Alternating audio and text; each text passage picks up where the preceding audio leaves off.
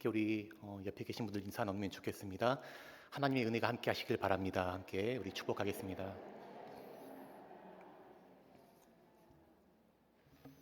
네, 오늘 금요 기도하신 여러분 모두에게 하나님의 은혜가 또 충만히 함께 하시기를 간절히 소망합니다.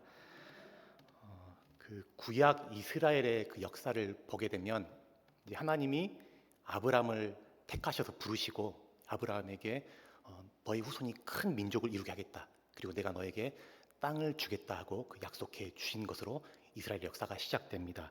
그리고 이제 아브라함의 후손 이스라엘 백성들이 애굽 땅에서 큰 민족을 이루게 되고 이제 출애굽해서 약속의 땅, 그 가나안을 향해서 나아가는 그러한 과정들이 이제 소술됩니다. 그리고 이제 우리가 읽은 이 여호수아서에서 마침내 그 땅의 약속, 하나님이 주시겠다는 그 땅의 약속이 성취된 것을 우리가 볼 수가 있습니다. 그래서 땅을 중심으로 해서 보게 되면 이제 땅에 대한 약속이 주어지게 되고 또 땅을 차지하기 위한 그런 준비한 그 모든 과정들을 그려내는 것, 이것이 구약 성경의 창세기에서부터 신명기까지 이 모세 오경이라고 하는 이 책에 기록되어 있습니다.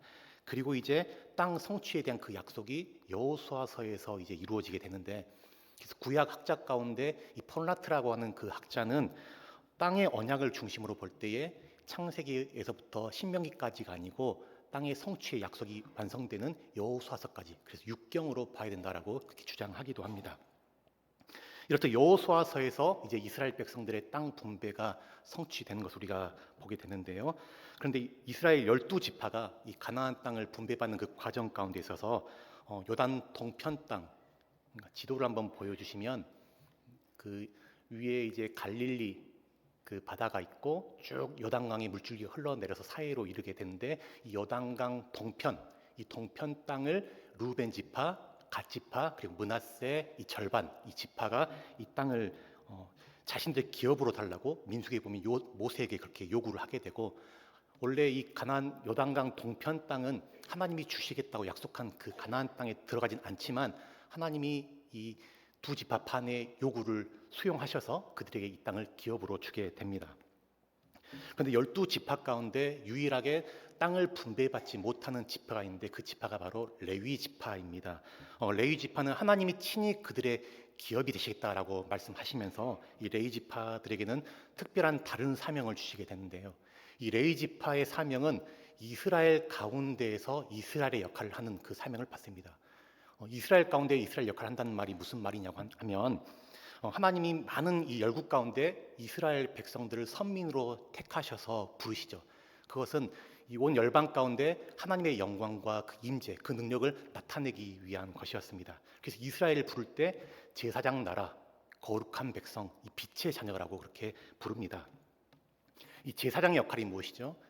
이 제사장의 역할은 이 백성과 하나님 사이의 그 중보자 역할을 해서 이스라엘 백성들을 하나님께로 인도하는 그 역할을 하는 것이 바로 제사장입니다. 또 빛의 역할이라는 것은 참 빛 대신 하나님의 그 빛을 반사하여 빛을 비춰서 어둠 가운데 비추게 하고 그 어둠 속에 있는 자들을 하나님께로 인도하는 역할을 하는 것, 이것이 바로 빛의 역할인 것이죠.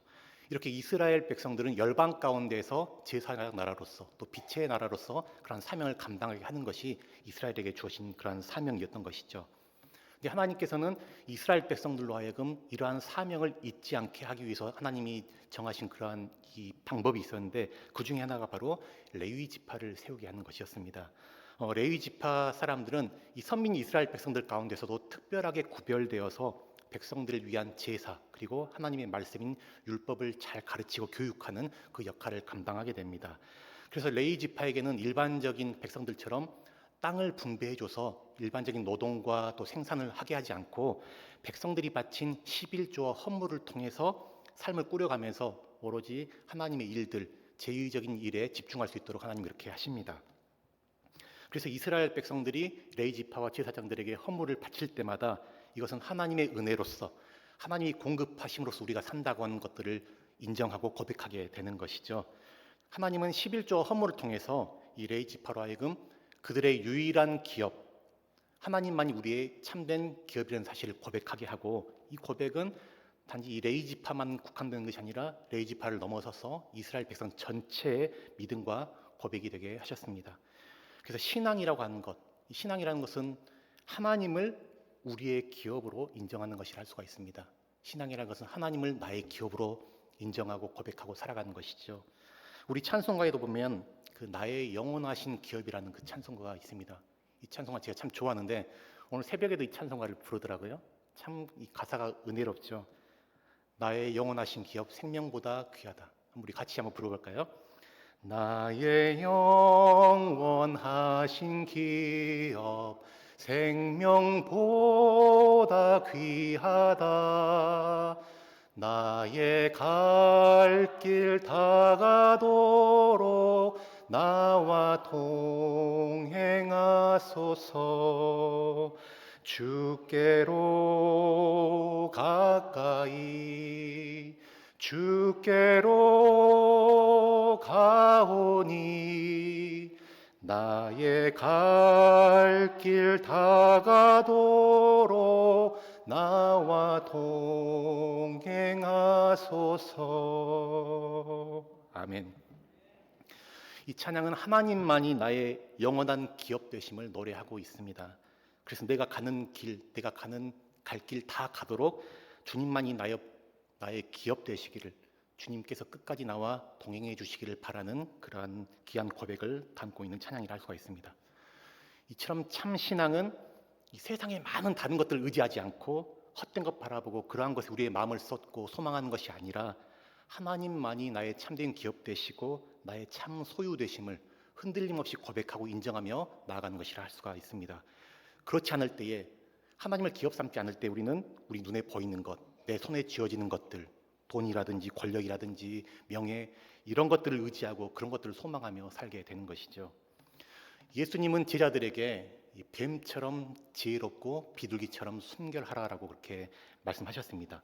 여기서 비둘기처럼 순결하라고 할 때 이 순결이라는 말을 보면 이 단일한 시선으로, 그러니까 이리저리 눈 돌리지 않고 오직 한 곳만을 바라보면서 나아가는 것, 이것이 바로 이 순결의 의미가 있는 것이죠. 우리의 푯대 되시고 우리 삶의 참 이유가 되고 목적 되시는 그 하나님, 그 예수님만 바라보면서 그분만을 나의 주님으로 모시고 그분만을 모시고 살아가는 그러한 삶, 그것이 바로 순결한 삶이고 하나님이 기업된 그런 삶이라 할 수 있습니다. 오늘 우리가 읽은 이 본문에서는 이제 이스라엘 백성들이 요단 서편 땅, 이제 그 서편 지역 땅을 분배받게 되는데요. 지도를 보시면 이미 요단 이 서편 땅은 동편 땅을 차지한 루벤, 갓 그리고 므낫세 반 지파의 그 두 지파 반을 제외한 나머지 9지파 반에게 분배된다고 이렇게 볼 수가 있습니다. 땅을 분배하는데 먼저 그 길갈에서 유다, 에브라임, 므낫세 지파의 땅이 주어지게 되고, 그리고 이어서 이제 성막이 안치된 실로에서 나머지 7지파 반의 땅이 제비뽑기를 통해서 이제 분배되게 됩니다. 이스라엘 백성들은 대제사장이 이제 책임 하에서 제비를 뽑음으로써 땅을 분배하는데 이것이 하나님의 뜻이라 그렇게 믿었습니다.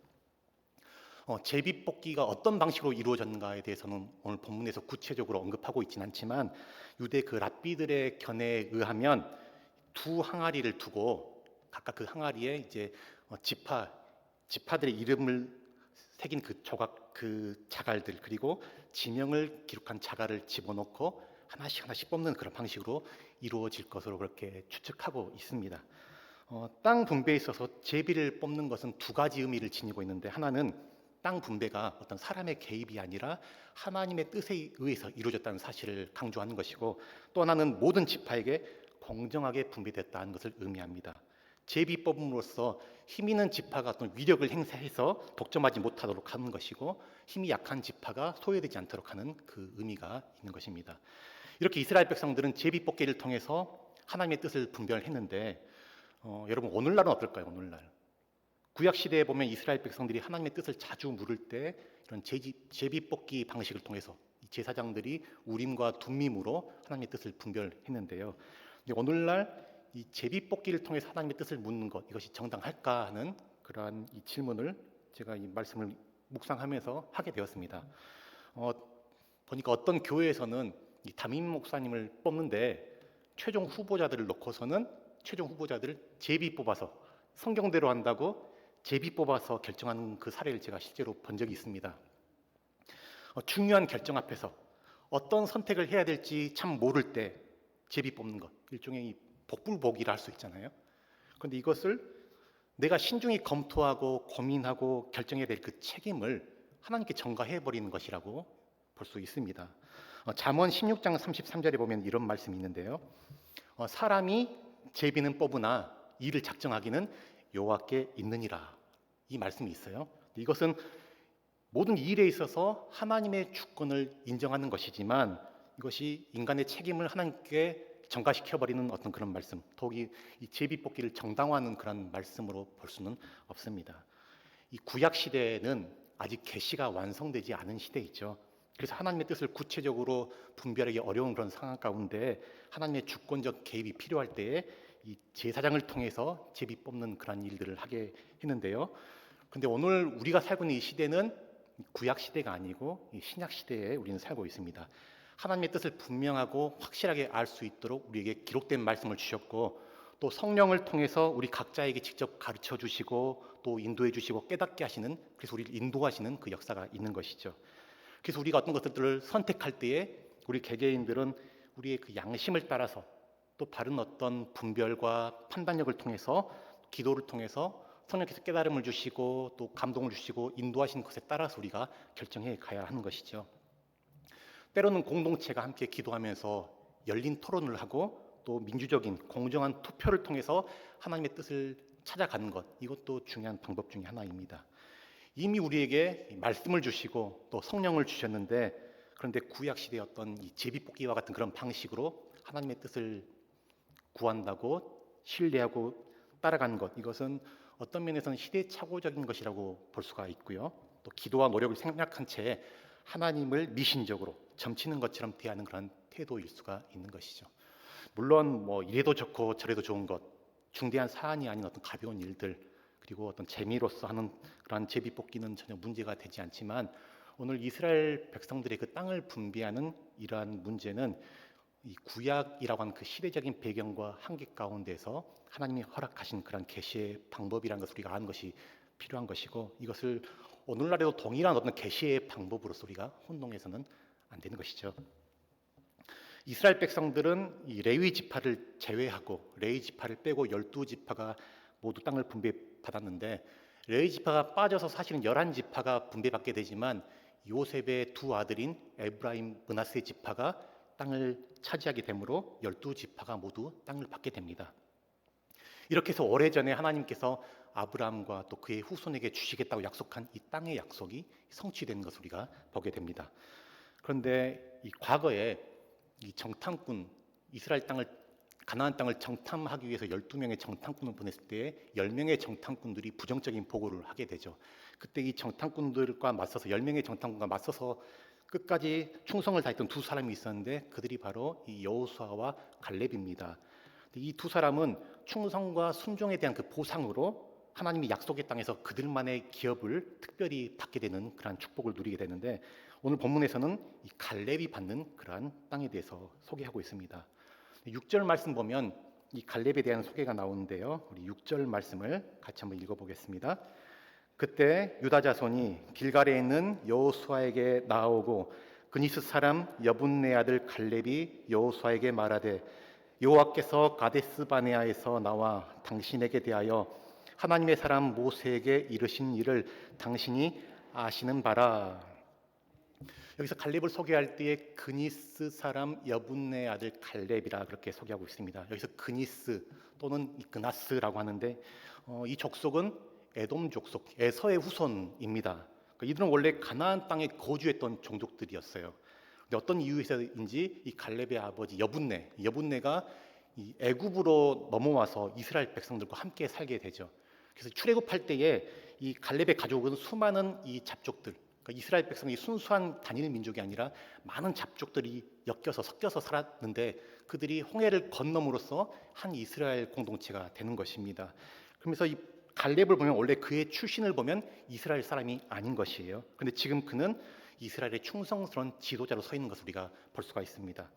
갈렙의 후손들은 유다 지파에 속하게 되고 그의 아우인 온니엘은 나중에 사사기를 보게 되면 사사로서 큰 역할을 또한 담당하게 됩니다.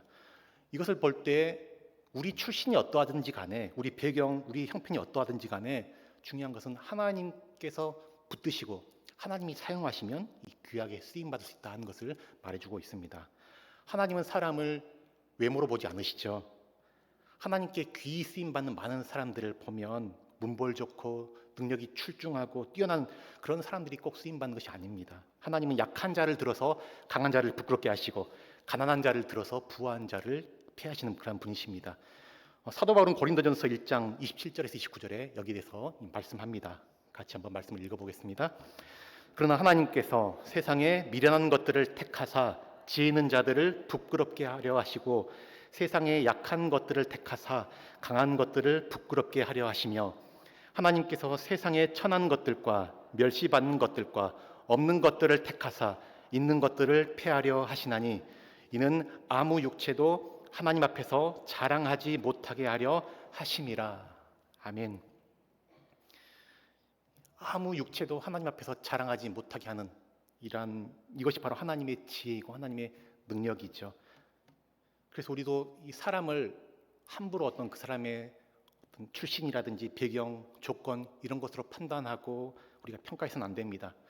사람을 출신을 가지고 차별하고 배제하고 또 심지어는 이 혐오하는 이것 때문에 고난받는 사람이 누굽니까? 바로 우리 주 예수님이시죠.